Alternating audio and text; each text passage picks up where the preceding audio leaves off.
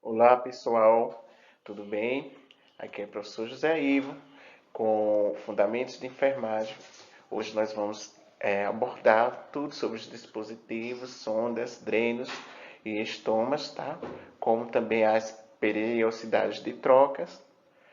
Nesse momento de pandemia, temos que executar essas aulas de forma remota e a parte prática, depois, quando retornarmos, vocês vão ter essa vivência, tá? É importante que prestem atenção nas nossas aulas, tá? Para melhor absorver essa parte teórica, para quando chegar o momento prático, vocês desenvolverem essas habilidades práticas. Antes de iniciar a nossa aula, eu queria falar um pouco sobre o que o mercado de trabalho em saúde espera da enfermagem, tá? É, o trabalho, o mercado, enfim, ela quer que a enfermagem desenvolva um trabalho colaborativo, né, com atendimento humanizado e um atendimento super centrado, né, no paciente, tá? E é nesses três pontos que devemos desenvolver habilidades de comunicação, criatividade, né, como também comprometimento e também ser uma pessoa resolutiva para solucionar todos os problemas, como também ter bastante resiliência e uma postura multiprofissional. E, além de tudo, a empatia. E no desenvolver dessa nossa assistência, né, assistência aos nossos clientes, aos nossos pacientes, nós devemos desenvolver algumas competências, tá? E essas competências vai em círculos importantes de conhecimento, habilidades e atitudes, onde cada conhecimento devemos desenvolver habilidades, como também atitudes, tá? Saber sempre o que fazer, né, relacionado ao conhecimento, nas habilidades, saber como fazer, né? E a atitude é querer fazer. Não adianta saber fazer, mas não querer fazer. Qual é a expectativa dos usuários quando procuram o serviço de saúde? Qual é essa expectativa? Deixa eu minimizar aqui a minha imagem para facilitar aqui na apresentação. Veja só, é, a, a expectativa dos usuários em relação à procura, né, do serviço de saúde, é, ele espera que haja uma qualidade de trabalho prestado, né? Ele espera que o serviço é, nos, seja prestado de uma forma eficiente, com muita eficácia, né? Que seja bem atendido, né, pelos profissionais, que haja essa boa relação entre os profissionais e o paciente, como também a boa comunicação, tá? Onde vem a empatia, a ética e o engajamento de toda a equipe em relação ao paciente, né? Com o envolvimento do respeito ao paciente. E também a expectativa do usuário em relação a, ao cuidado, né, centrado, né, do profissional e que eles se sintam seguros, acolhidos, tá? E que todas as informações sejam prestadas, desde que seja um familiar, acompanhando ao próprio paciente, e que haja um alinhamento da instituição em relação ao paciente, né? Onde a vida, a enfermagem, onde a enfermagem, a vocês. Seremos profissionais de saúde, vocês serão profissionais de saúde, e esse início dessa aula eu quis trazer essa mensagem para vocês, para que no desenvolver dessa especialização de vocês, repensem muito em relação às condutas que irão tomar, né, diante das atribuições nos ambientes de trabalhos que vocês vão executar as suas atividades, tá certo? E para iniciar os nossos assuntos, vamos começar a falar sobre as periodicidades dos dispositivos, tá? Que são avaliados pela Comissão de Controle de Infecção Hospitalar, tá? Essa Comissão de Controle de Infecção Hospitalar é conhecida como CCIH, tá? E também temos o Instituto de Saúde e Gestão Hospitalar, tá? Que que avalia todos os dispositivos utilizados no ambiente hospitalar, desde o período de sua permanência dos equipamentos em todas as assistências, principalmente os dispositivos invasivos. Um dispositivo médico hospitalar é um aparelho ou um instrumento cirúrgico ou não, né, que é utilizado pelos profissionais de saúde com o objetivo de diagnosticar, prevenir e tratar enfermidades. A ação desses instrumentos é física, tá? Ao contrário de medicamentos que atuam de modo bioquímico, esses dispositivos médicos hospitalares são físicos, eles têm ação física. E para a prevenção e controle de infecção, existe uma rotina de troca desses dispositivos, que é importante a enfermagem saber o tempo determinado para cada dispositivo, que vai ser avaliado, né, quanto ao seu grau de contaminação e desenvolvimento de infecção. Temos aqui algumas pequenas tabelas, tá? Não vamos ler todas, vocês podem fazer uma leitura sobre, que é em relação ao tempo de troca, né? A frequência de troca desses dispositivos. Na assistência ventilatória, aqui, na oferta de oxigênio ao paciente, seja ela de forma de baixo médio fluxo ou também em caso de intubação, tem um tempo determinado para o uso de cada dispositivo, tá? Temos, por exemplo, aqui, vou falar sobre o AMBU, né, que é a máscara válvula, tá? Ela sempre vai entrar em paciente, tá? Sempre que entrar em paciente, entre cada paciente, ela deve ser limpa, tá? Ou sempre que estiver sujo, não pode ser compartilhado, tá? A cânula de Guindel deve ser também trocada entre pacientes, desde que seja sujo, né? O catéter nasal também.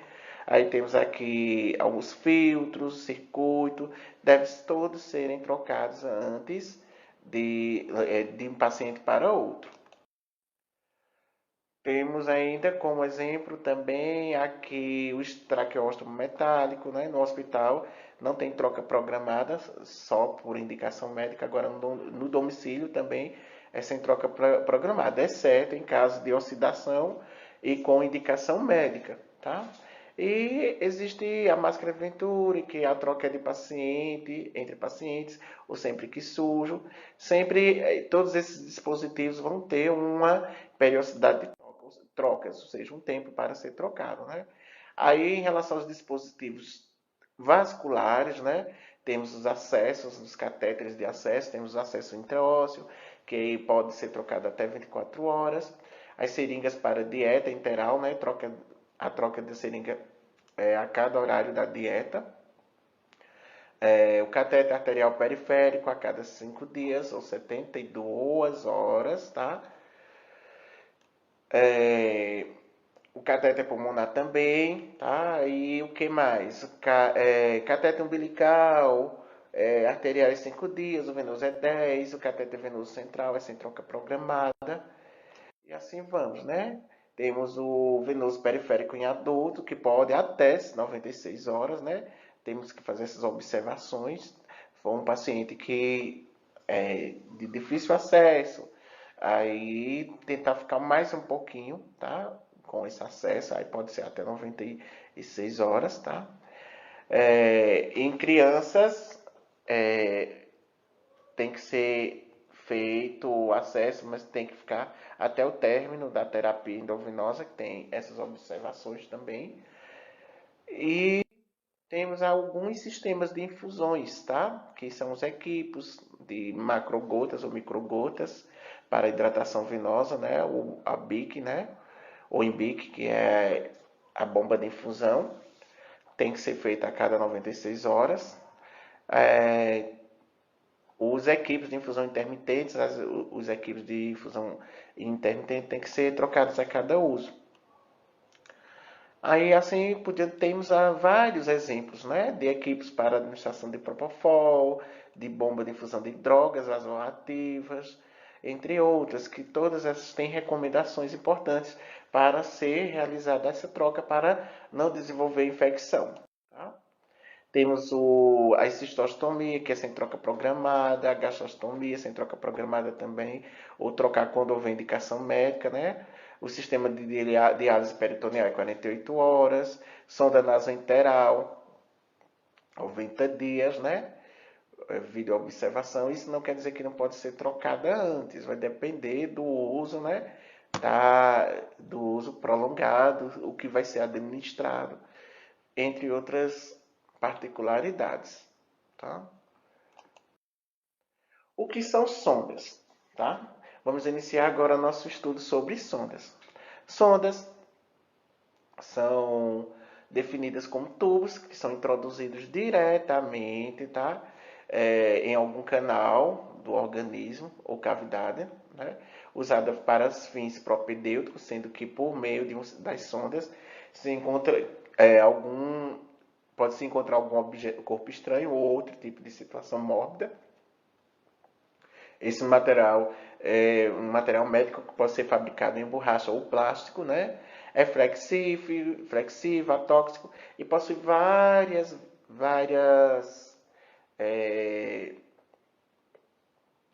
possui vários tamanhos, tá? Vários tamanhos, de acordo com a necessidade, o biótipo do paciente, tá certo? Aí nós definimos as sondas como sondas vesicais, de demora, sonda de alívio, sonda nasogástrica, sonda nasointeral, entre outras. Vamos começar a falar sobre a sonda vesical. Tá? Essa consiste na inserção, né, de um catéter estéreo através do meio-ato urinário até a bexiga, com o objetivo de drenar a urina. Né? Deve ser utilizada uma técnica asséptica no procedimento, a fim de evitar infecção urinária. A sonda uretral ela é utilizada para o alívio da bexiga em pacientes incapazes de urinar, com retenção urinária, como por exemplo, o material médico é usado inclusive para diagnosticar problemas do trato urinário. Temos a sonda vesical de alívio, tá? Que ela é intermitente, a sonda vesical de demora. Sonda de alívio, essa daqui, deixa eu pegar o mousezinho, sonda de vesical de alívio essa daqui, tá? Ela pode ser realizada pelo próprio paciente, né? Claro que vai ser educado para desenvolver essa técnica. Geralmente, os pacientes que têm bexiga neurogênica, tá? É que fazem o uso dessa sonda vesical de alívio. Como o músculo constrictor da bexiga não contrai, eliminando toda a urina, há necessidade de esvaziamento da bexiga. E temos aqui a sonda vesical de demora, tá? Sonda vesical de demora, que ela pode ser em 2 ou 3 vias, essa daqui é a de 3 vias, tá? Geralmente essa de 3 vias, ela vem com os tubos aqui, essas entradas das vias, né? Essa primeira aqui é a via de irrigação, serve para irrigar a bexiga com medicações, soro, né? Entre outras. Via de drenagem é onde vai ser conectado ao coletor de urina e toda a urina vai ser drenada por ela. E essa é a via do balão, ou seja, do balonete, que é esse balãozinho aqui, que ele é insuflado para a sonda ficar fixa dentro da bexiga. A sonda vesical de demora, né, também pode ser chamada de Fowler, tá certo? A sonda de Fowler.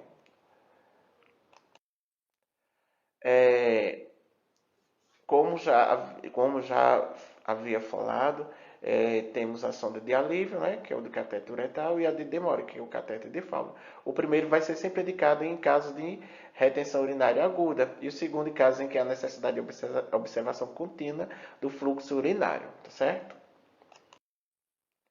A sonda de alívio ela não permanecerá muito tempo no cliente, usando para colher a amostra estéril de urina ou só para esvaziar a bexiga, né, que está em retenção urinária, e sempre vai usar o catéter de Nelaton, tá? Lembre-se de colocar o campo, né, antes da realização do procedimento, colocar um campo, peça ajuda a acompanhante ou alguém da equipe para que afaste o papel com o lixo do lixo contaminado, sempre colocar o paciente em uma posicionar o paciente para a realização desse processo da sondagem de alívio. Aqui é do sexo feminino e aqui o masculino. Vocês vão aprender na prática como é que se faz.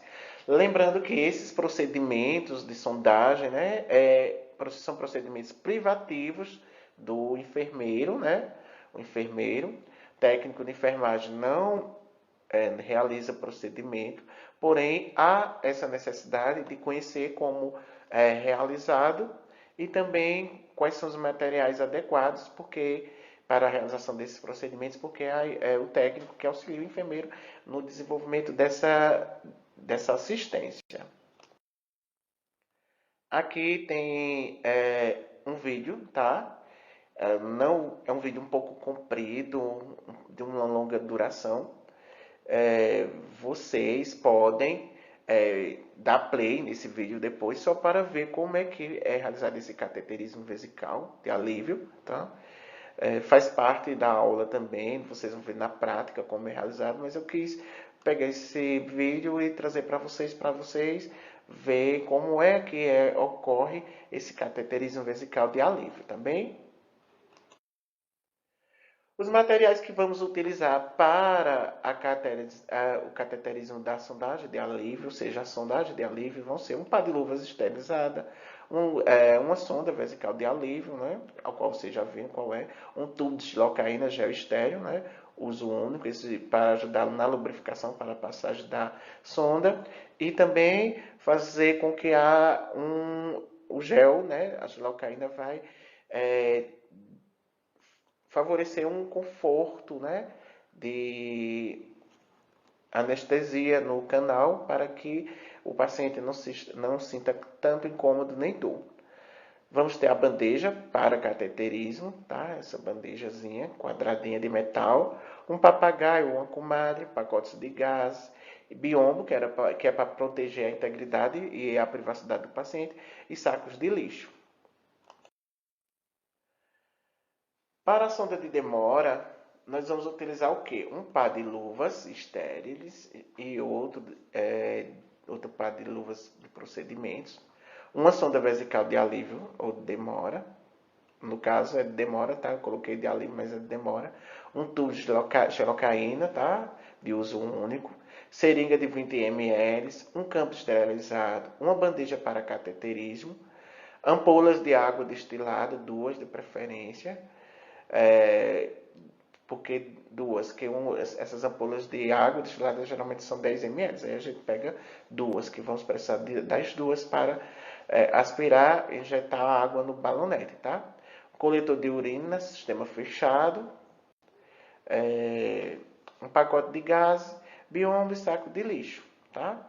Na prática, nós vamos ver que os procedimentos para a realização da sonda de demora ela é diferenciada. São todos os mesmos procedimentos, mas ela é realizada de forma diferente, tanto no homem quanto na mulher, porque as estruturas anatômicas do aparelho reprodutor são diferenciadas. No homem, a sonda da demora ela é realizada da seguinte forma. Vamos higienizar as mãos, reunir todos os materiais, aqueles que nós falamos anteriormente, e levar até o paciente, né?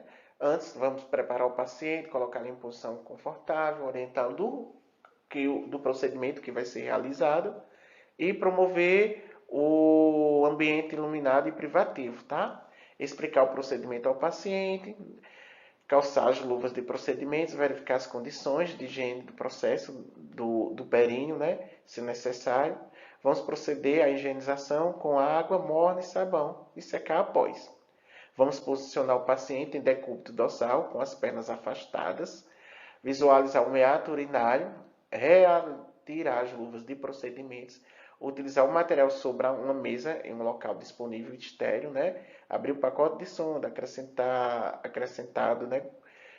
Acrescentar grande quantidade de antisséptico na cuba, rim, pacotes de gases sobre o corpo estéreo, para fazermos até então a asepsia, né?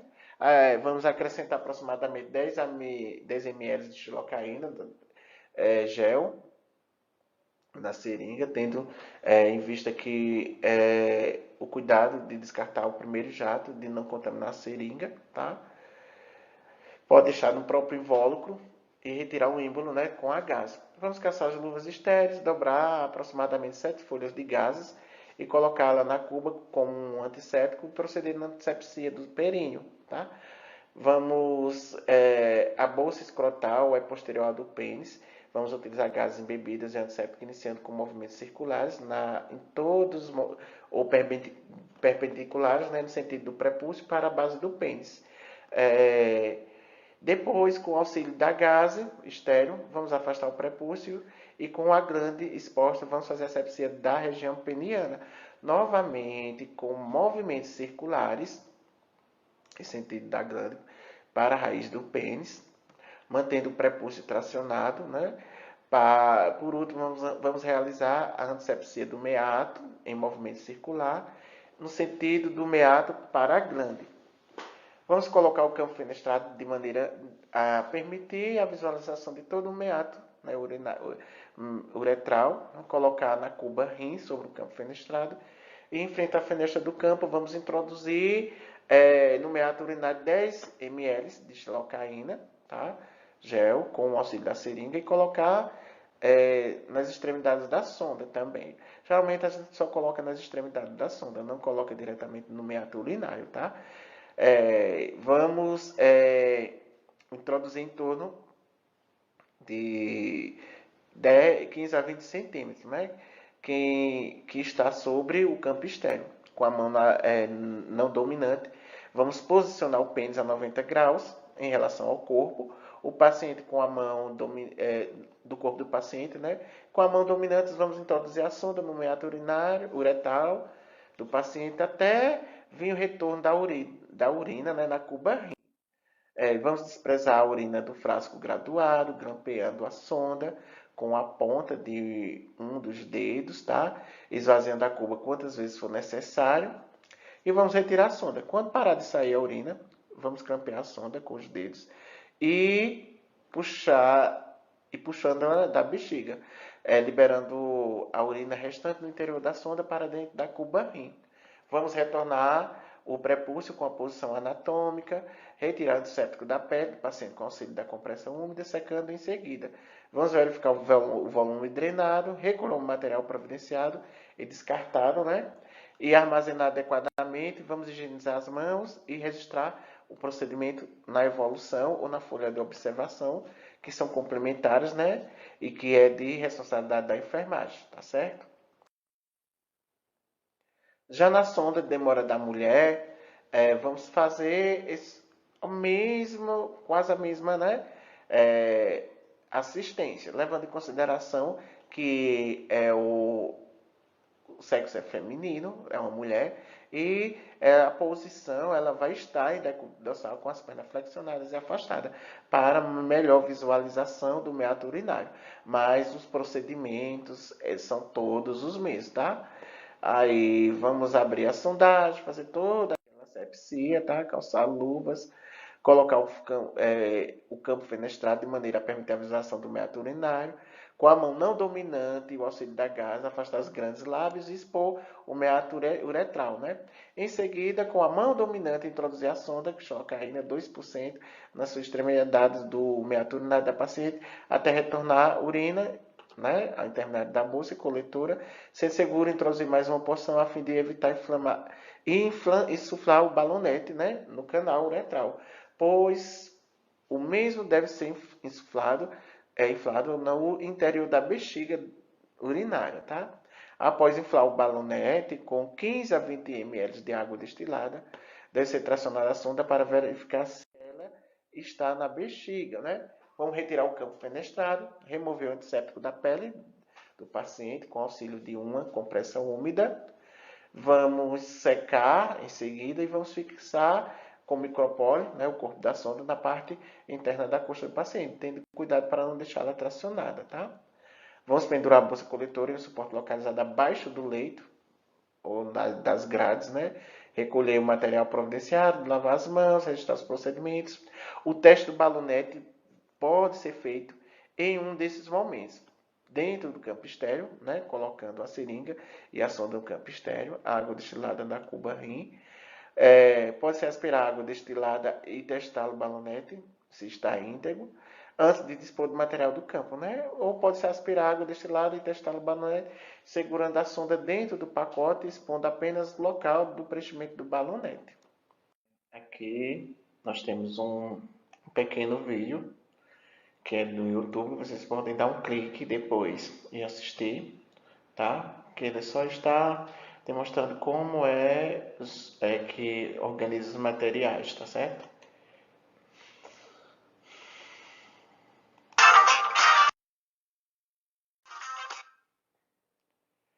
Temos aqui alguns dispositivos, tá?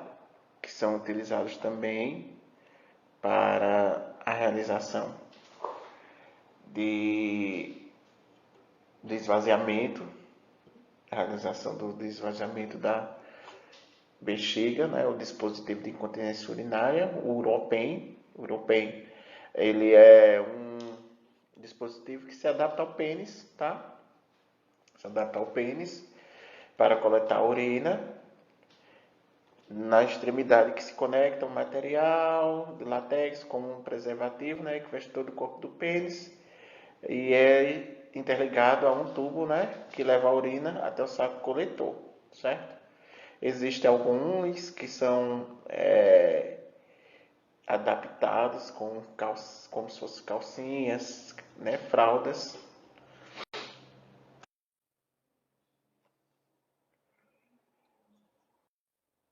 Nós temos também alguns procedimentos para a introdução do Uropen, que é praticamente quase os mesmos, né? Só que ele não é invasivo, é um dispositivo que ele não é invasivo. Vamos sempre higienizar as mãos, tá?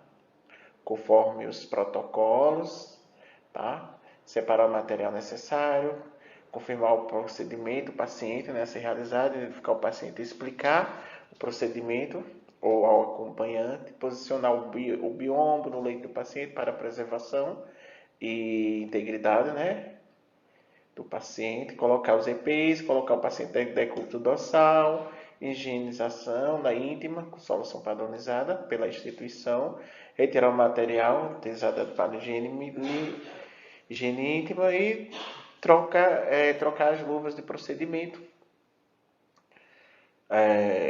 pegar os dispositivos de incontinência, Uropen, né, e desenrolar ao longo do pênis. E com adesivo hipoalergênico, fixar a porção proximal ao dispositivo da raiz do pênis.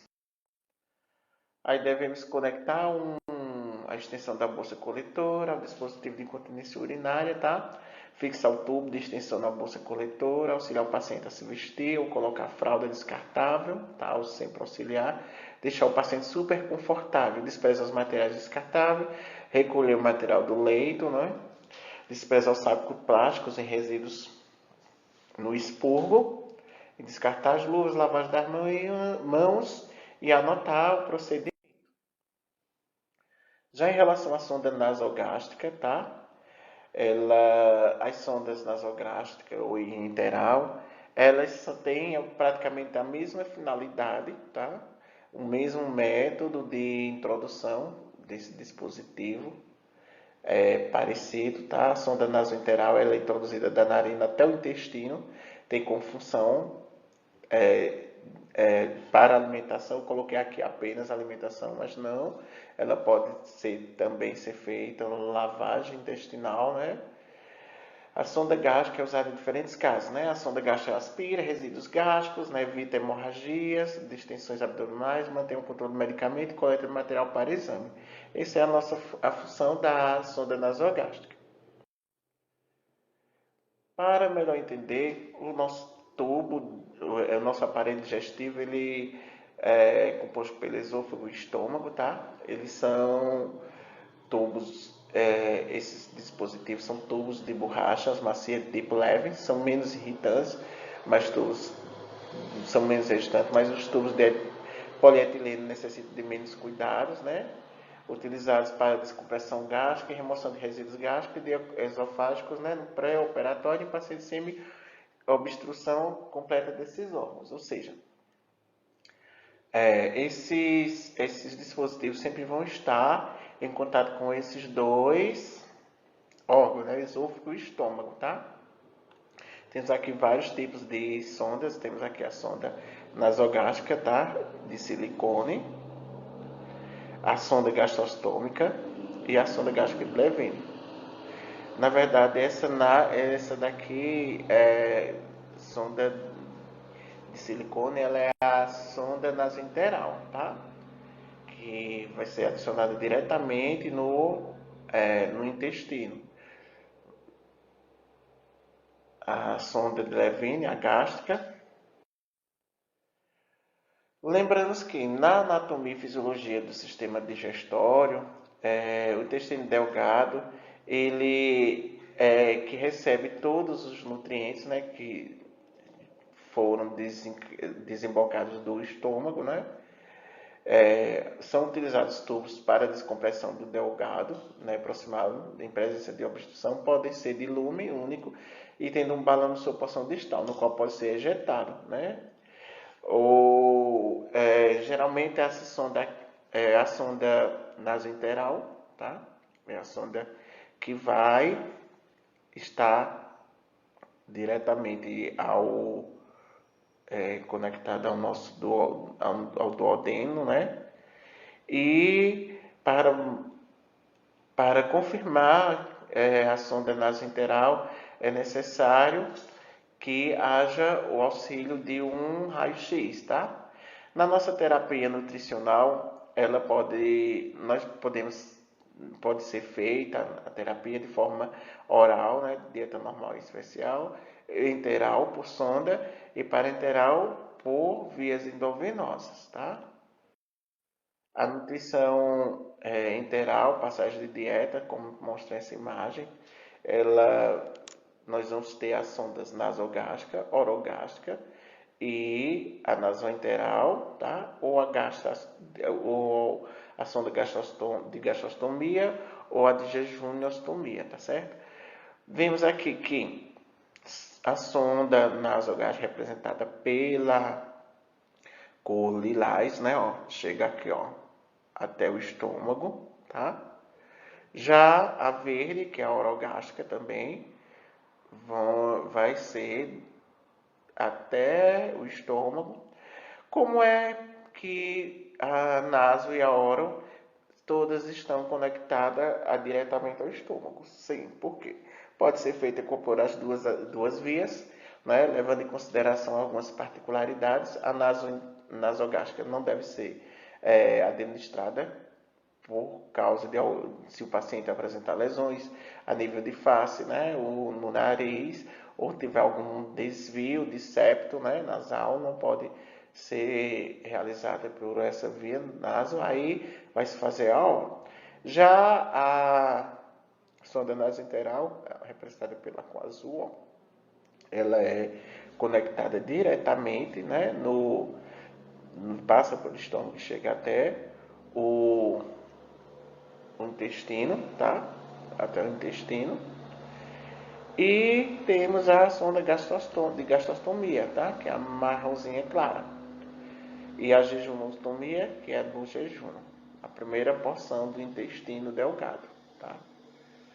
Isso aqui fica no duodeno, a sonda nasointeral. Bom, pessoal, os materiais que vamos utilizar para a realização da sonda nasogástrica, tá? Serão pariluvas de procedimentos, uma sonda, né, do Pofo Levine, um tubo de xilocaína, geleia, gase, uma seringa de 20 ml, estetoscópio, toalha, bandeja e tesoura.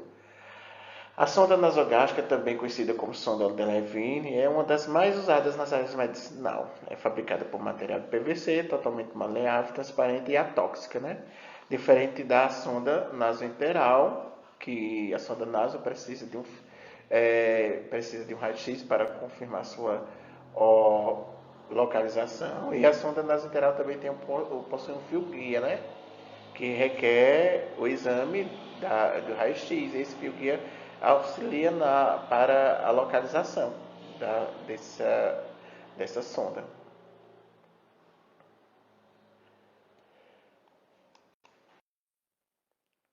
O procedimento para realizar a sondagem nasentérica e gástrica, ela é nada mais igual a todos os outros procedimentos, né, que necessita de cuidados e atenção, reconhecimento dos materiais, como eu já havia falado.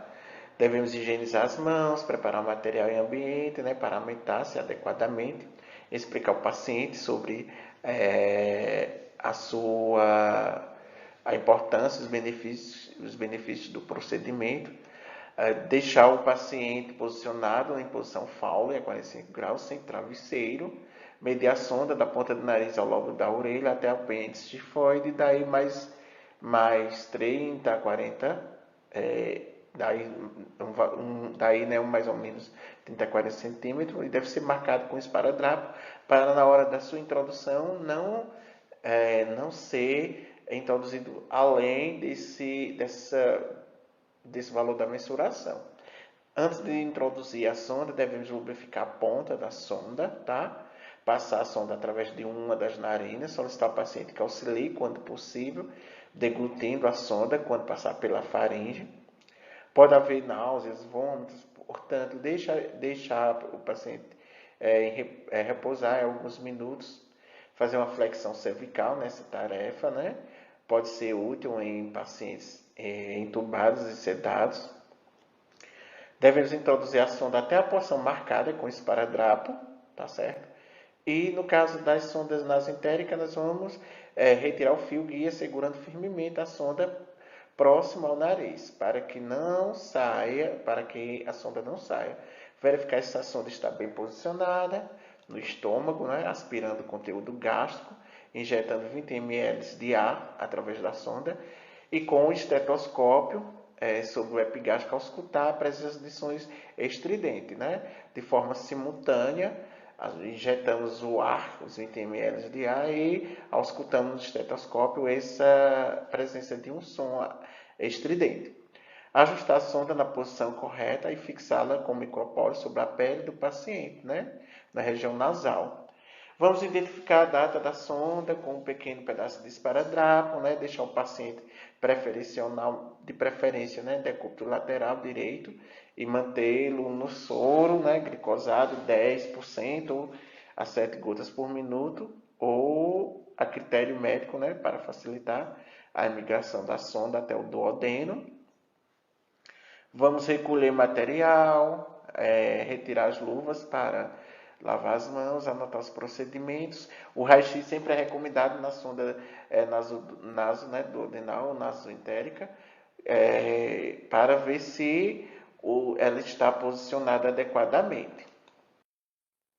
Aqui tem esse pequeno vídeo também de seleção de materiais usados para a realização de sondas, que vocês podem clicar, que é um vídeo do YouTube que eu deixei aqui para vocês, tá certo?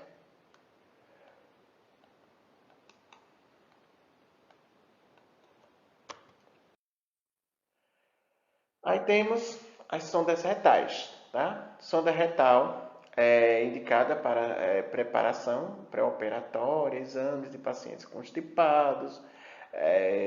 A constipação pode ocorrer por diversas razões, como alimentação pobre em fibras, desidratação, né, falta de exercício físico, entre outras causas menos conhecidas, tá? Aqui temos a sonda, tá?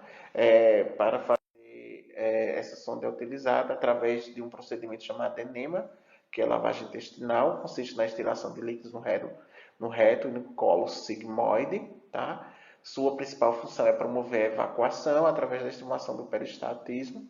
O líquido instalado rompe as massas fecal, distende as paredes do reto e desencadeia o reflexo de evacuação. o tipo de enema deve ser estabelecido pelo médico, tá? Existem vários mecanismos, né? Aqui está mostrando como vamos fazer esses procedimentos de lavagem, ó. A utilização de alguns instrumentos para facilitar essa lavagem intestinal. A sonda retal deve ser introduzida com o máximo cuidado para não machucar o paciente, né? De forma com que ele seja orientado quanto a esse exame. Devemos, no momento em que realizar esse exame, assim como os demais passagens de sondas vesicais, usar bioma para proteger a integridade física e também a privacidade do paciente, tá?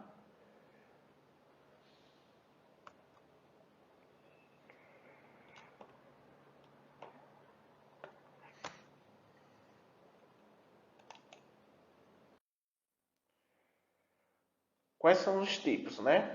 Nós temos os tipos de enema. Enema de limpeza, que é a administração de grande volume de líquido, 500 a 1000 ml, ou seja, meio litro a 1 litro de água pura, o soro fisiológico.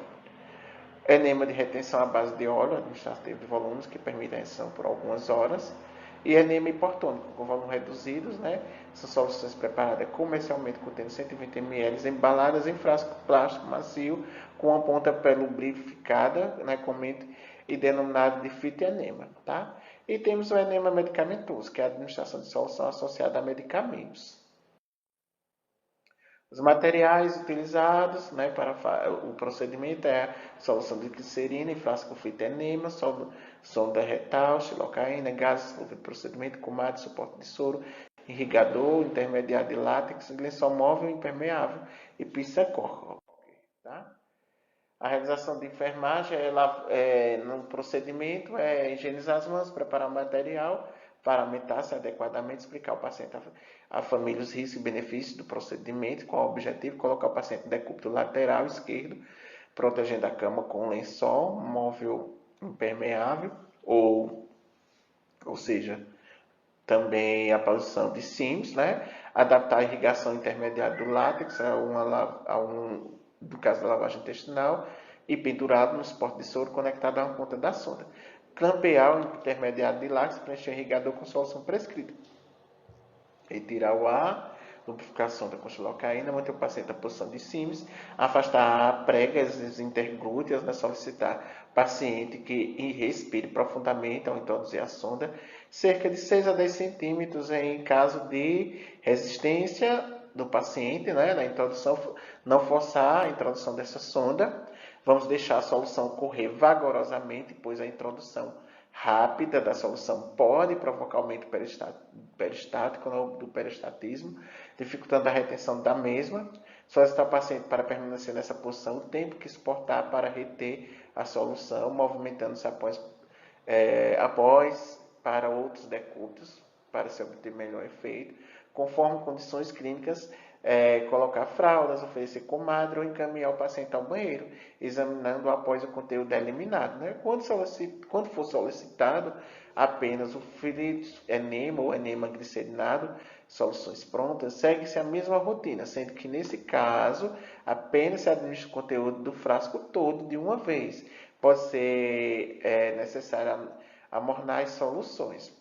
Encaminhar o material ao destino adequado, né? Lavar as mãos e realizar registro das características das eliminações. Portanto, o posicionamento. Não podemos ficar totalmente em frente ao paciente, em frente em frente do procedimento, sempre ficar lateralizado, né? Porque naquele momento em que estivermos realizando o procedimento, pode haver uma rápida evacuação, né? Em formas de grandes jatos, ao qual podemos nos sujar, ou seja, contaminar. Bom, pessoal, essa é a nossa primeira parte de estudos. Eu já coloquei aqui esse tema drenos, mas vai ficar para a nossa próxima aula darmos continuidade a esse estudo sobre drenos, tá certo?